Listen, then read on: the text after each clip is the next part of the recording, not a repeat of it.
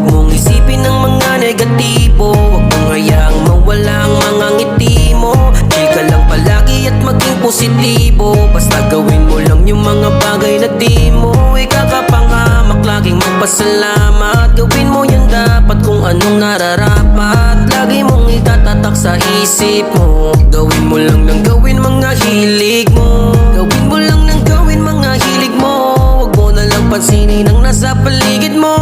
Walisin ang mga negatibo, buksan ang mga ngiti mo, palayain sa isipan ang mga tangan na hindi mo malis sa sarili mo. Ba't lagi kang nakakulong? Di naman yung sagot sa lahat ng iyong tanong. Lahat tayo ay may pag-asa na matamasa, na makamit yung magandang buhay at magandang umaga. Di lang naman ikaw ang may bitbit na mga suliranin. Isipin mo na lamang laging may Diyos ka at panalangin. Gawin mo na lamang kung ano ang dapat.